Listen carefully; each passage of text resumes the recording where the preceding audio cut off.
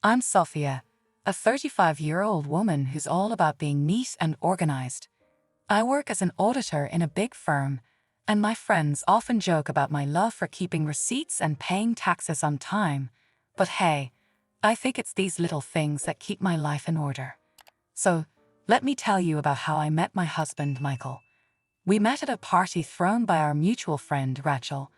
I remember that night clearly. I was sipping on a glass of wine, chatting with some old college friends when Michael walked in. He was a bit older, with a confident stride and a charming smile. He worked as a manager at a food sales company. "Hey, I'm Michael. Do you mind if I join you?" he said, holding a beer and looking directly at me. "Sure, I'm Sophia. Nice to meet you," I replied, giving him a smile. We started talking, and I was surprised by how easy it was to chat with him. We discovered that we both loved hiking and had a shared passion for classic rock music. A few months into our relationship, Michael invited me to his sister Sarah's barbecue. It was my first time meeting his family, and I was a bit nervous when we arrived. Sarah greeted us warmly, but her 3 kids were a different story. They were running around, screaming, and throwing toys everywhere. "Hey Sarah, this is Sophia," Michael said, introducing me. "Nice to meet you, Sophia. These are my little rascals, Mike, Tom, and Lily," Sarah said, barely holding on to Tom, who was wriggling out of her grasp. "Nice to meet you all," I replied, trying to hide my unease. As the evening went on, the kids got wilder. They were climbing on furniture, throwing food, and screaming at the top of their lungs. I looked at Michael, hoping he'd say something, but he just smiled and shrugged. "Aren't they just full of energy?" he said, chuckling. I forced a smile. "Yeah, they sure are." As our relationship grew, Michael and I started talking about the future. He proposed to me during a hike on top of a beautiful hill overlooking the valley. It was simple and sweet, just the way I liked it. Our wedding was a lovely affair, except for one little hiccup: Sarah's kids. They were at it again, running around, making a mess, and being loud. Sarah didn't seem to care, and Michael just found it amusing. "Look at them, they're having so much fun," Michael said, laughing as he watched them spill drinks and toss food around. "Yeah, but they're also making a huge mess," I replied, trying to keep my irritation in check. "Oh, come on, Sophia, they're just kids. Let them enjoy," he said, shrugging it off. I didn't want to ruin our special day by arguing, so I let it go, hoping things would get better once we settled into our new life together. So, after we got married, Michael and I decided to take the plunge and buy a house together. We had been living in a rented apartment, but we wanted a place to call our own. I was really excited about this new chapter in our lives. One evening after work, Michael and I sat down to talk about our finances and how we'd manage the expenses for our new home. "Sophia, we need to figure out how we're going to split the costs," Michael said, leaning back on the couch. "Yeah, I've been thinking about that too," I replied. "I can handle the furniture, appliances, and some art pieces. What about you?" "Well, I was thinking I could buy you a new car. I know your old one is giving you trouble," Michael suggested. I was surprised and happy. "Really? That would be amazing. My car is practically falling apart." "Yeah, I've seen it struggle. It's time you had something reliable," he said with a smile. We started house hunting right away, and after a few weeks of looking, we found a beautiful house that we both loved. It was a bit pricey, but we decided it was worth it. Moving in was a hectic process, but I was excited about decorating our new home. I spent a lot of time picking out furniture and appliances, making sure everything was high quality and stylish. One Saturday, Michael surprised me with a new car. It was a sleek, shiny sedan, and I was thrilled.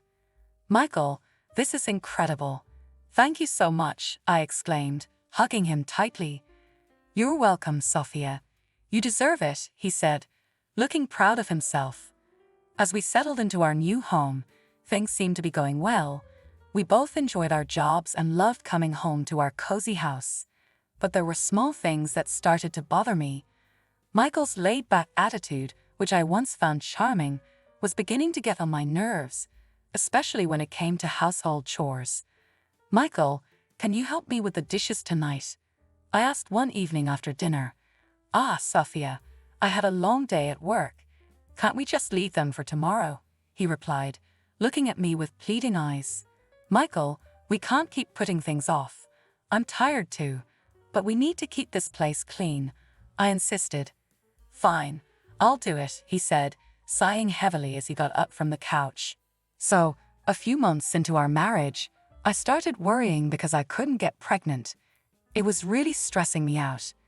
I went to the doctor, and he told me to be patient, but it would happen when the time was right. Still, it was hard not to worry about it. Meanwhile, Michael's sister Sarah, with her 3 kids, was visiting a lot.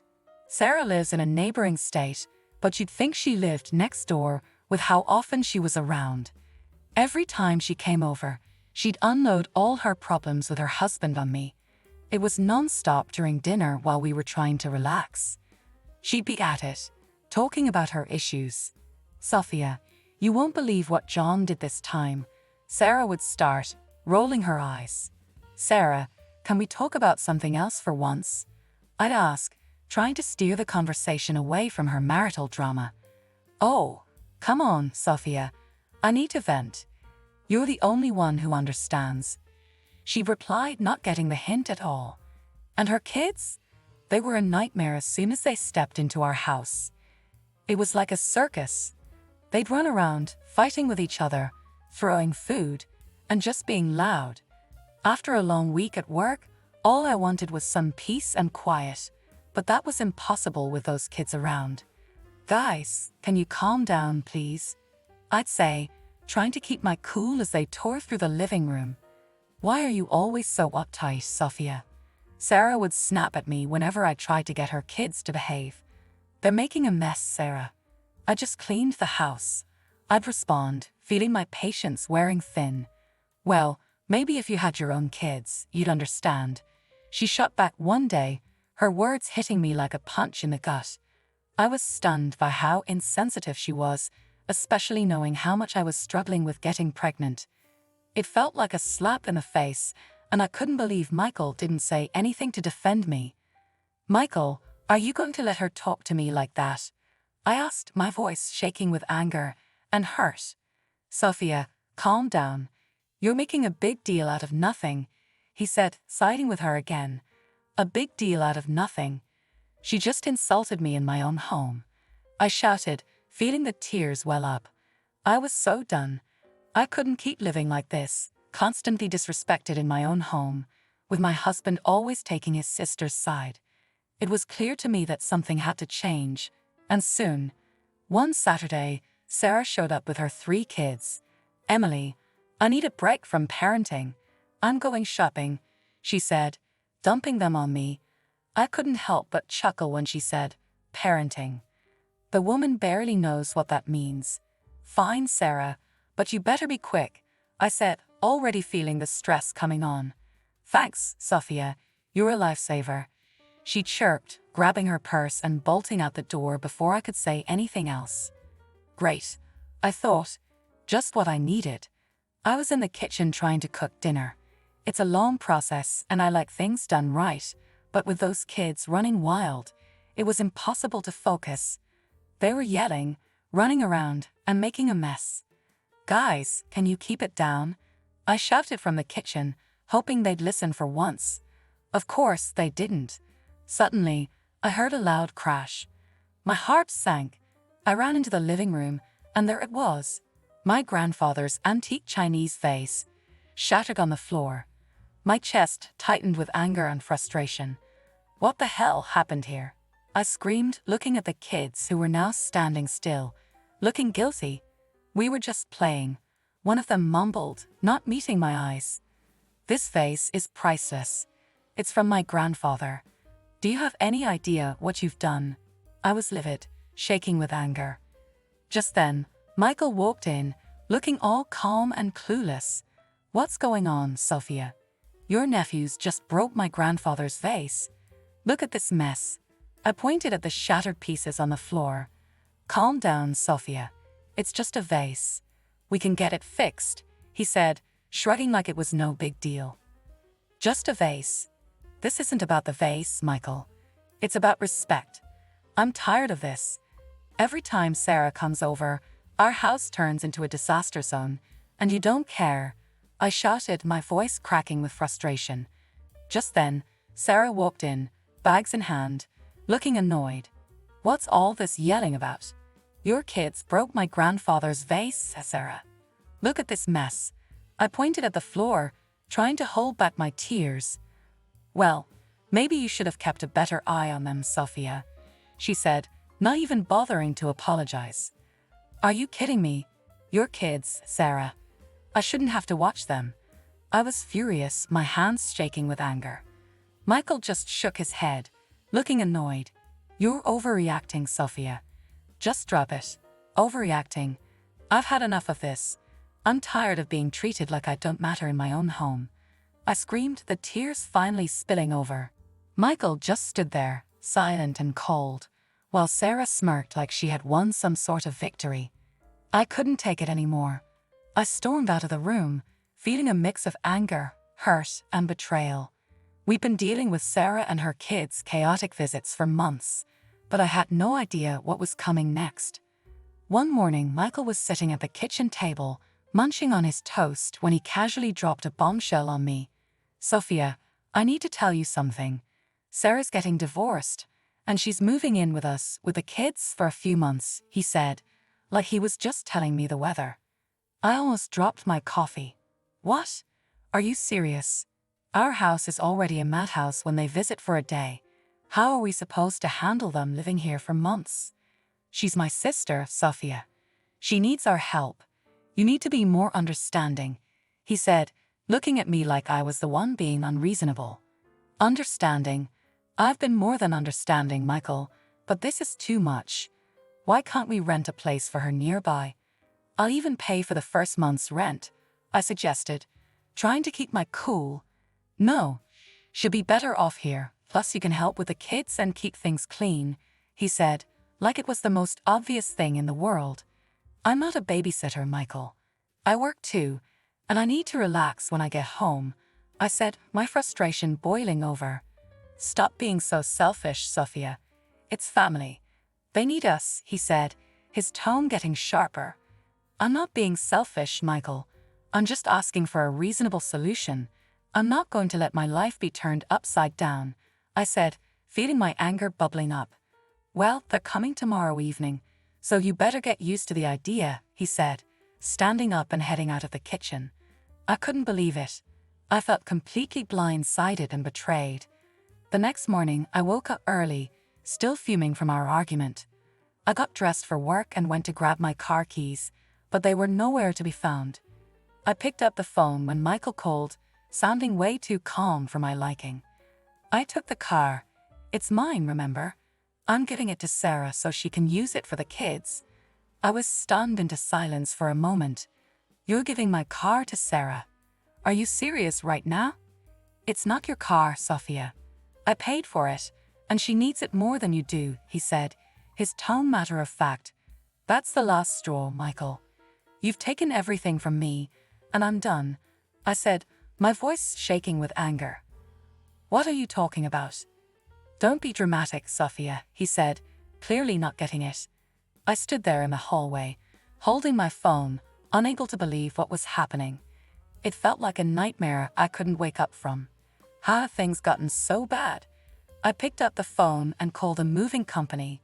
Hi, I need a team to move some furniture and appliances today. It's urgent. The movers arrived a couple of hours later. I showed them around the house, pointing out the items to be moved. Take everything, the beds, sofas, chandeliers, even the faucets in the bathroom. The movers got to work, and soon the house started to look empty. I felt a strange sense of relief watching them carry out each piece of furniture. As the last item was loaded onto the truck, I directed them to my mom's house. Everything goes there. Thanks for the quick work, guys, I said, handing them a tip. With the house now bare, I grabbed my essentials and headed to my mom's place. A few hours later, my phone started buzzing. It was Michael calling repeatedly. I ignored the calls, feeling a mixture of anxiety and empowerment. That evening, there was a loud knock on my mom's door. I opened it to find Michael standing there, looking furious. "What the hell, Sophia? What did you do?" he shouted as he stormed into the living room. "I took my stuff, Michael. You took the car, so I took what I bought," I said, keeping my voice calm. "This is insane. You stripped the house bare. Where are Sarah and the kids supposed to sleep?" he yelled, his face red with anger. "That's your problem, Michael. You made this mess, now you deal with it," I replied, crossing my arms. "You're a thief, Sophia. You stole everything," he shouted, waving his arms around. "I didn't steal anything. Here are the receipts," I said, pulling out a folder and showing him the proof of purchase for all the furniture and appliances.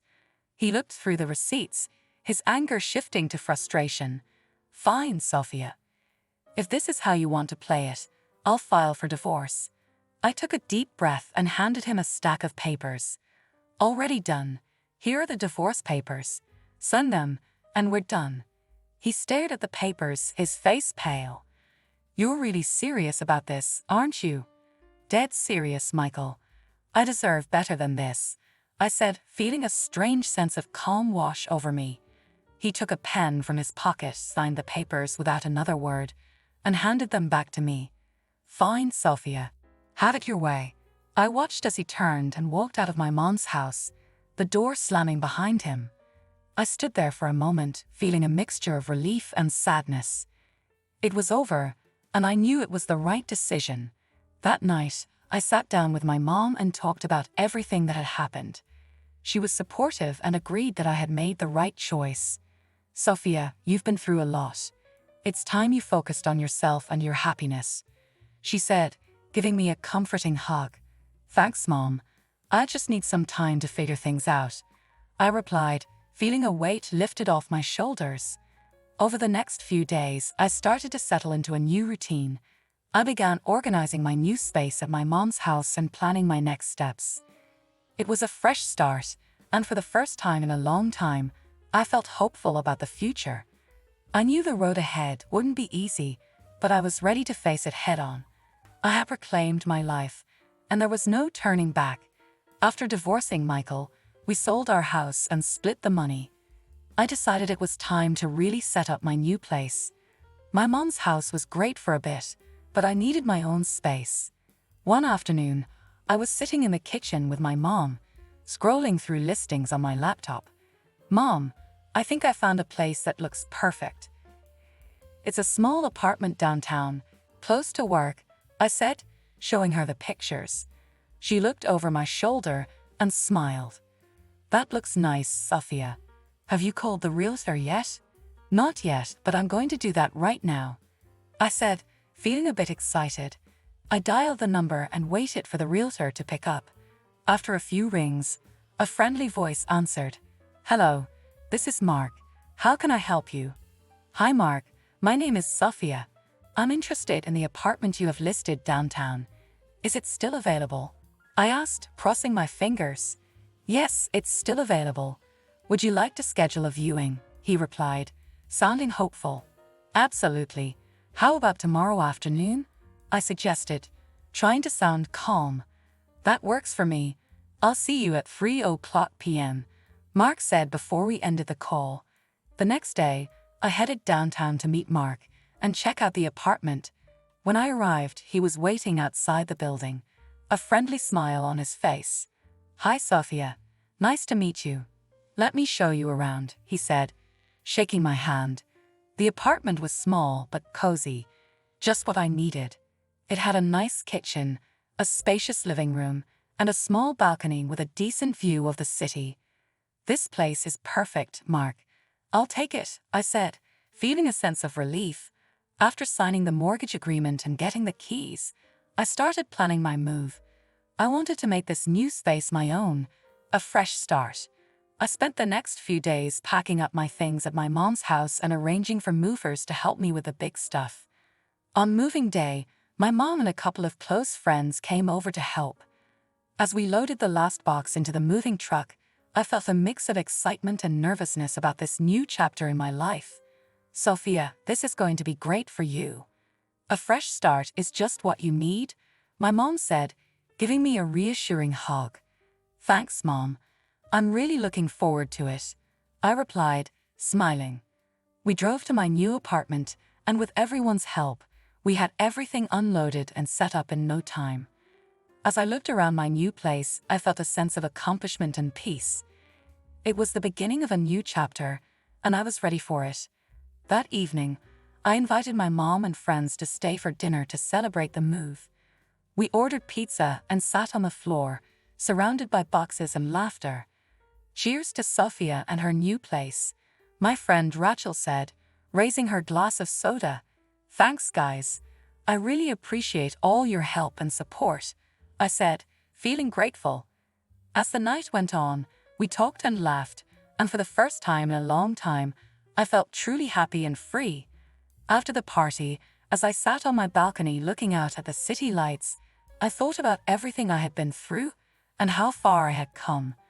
I was proud of myself for taking control of my life and making the changes I needed. I heard from some mutual friends that Michael used his share of the money to buy a small apartment. Now he's living there with Sarah and her 3 kids. Michael's working 2 jobs to keep up with the bills, while Sarah still isn't working. They're fighting all the time. One day, out of the blue, Michael called me. I was surprised to see his name pop up on my phone, but I decided to answer, curious about what he had to say. Hello, Michael. What's up? I answered, trying to keep my voice neutral. Sophia, please. Just hear me out, he started, sounding desperate. I know I messed up. I'm so sorry for everything. I didn't realize how hard it was for you with Sarah's kids. I couldn't help but laugh a little. Really, Michael? You're realizing this now after all this time? Yeah, I know it's late, but I'm serious. I've been thinking a lot, and I miss you. I miss us. Can we start over? I'm ready to move into your apartment and make things right, he said, his voice almost pleading. I chuckled, shaking my head in disbelief. Michael, you've got to be kidding me. You think you can just waltz back into my life like nothing happened? Sophia, I'm serious. I'll do whatever it takes. I'd even take on more work to make it up to you, he said, sounding more desperate. Michael, I've moved on. I'm happy now. I'm not looking to go back to that mess, I replied firmly. Come on, Sophia. We can make it work this time. I've changed, he insisted. I sighed, feeling a mix of pity and irritation. Michael, no. It's over. You need to focus on your life and your family. I'm not interested in going back to that chaos. Sophia, please. I'm begging you, he said, his voice breaking. Michael, no. I found peace without you. I'm not giving that up, I said, standing my ground. Take care, Michael. I hope you find your way. I hung up the phone, feeling a strange mix of relief and closure. It was clear that Michael was struggling, but I couldn't let his problems drag me back into a situation I had worked so hard to escape. Later that day, I met up with Rachel for coffee and told her about the call. You won't believe who called me today, I said, rolling my eyes. Who? Rachel asked, raising an eyebrow. Michael. He actually begged me to take him back and let him move into my apartment, I said, shaking my head. Rachel laughed, almost spitting out her coffee. Are you serious? What did you say? I told him no, of course. I'm not going back to that mess, I replied, smiling. We spent the rest of the afternoon chatting and laughing, and I realized how far I had come. I had built a new life for myself, one that was peaceful and fulfilling.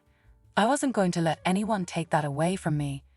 As I walked home, I felt a deep sense of satisfaction and peace. I had finally closed the chapter on that part of my life, and I was ready to move forward with confidence and joy.